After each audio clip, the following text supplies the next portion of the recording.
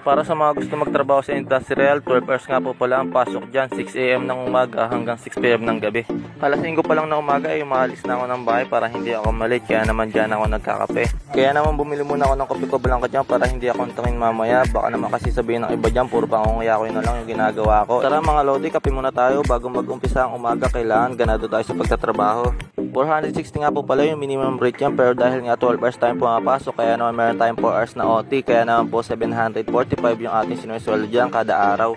Mas tataas pa nga po pala ng konti yung sasahurin nyo kapag po na-assign kayo sa panggabi, dahil po meron silang tinatawag na night differential. Ang mahirap lang po pag na-assign ka sa panggabi, antok at puyat ang kalaban mo, lalo na pag wala kang ginagawa.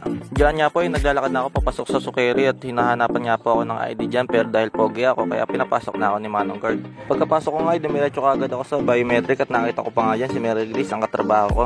Isa nga po yan sa masisipag kong katrabaho, sa sobrang sipag ay puro lakad na lang yung ginagawa.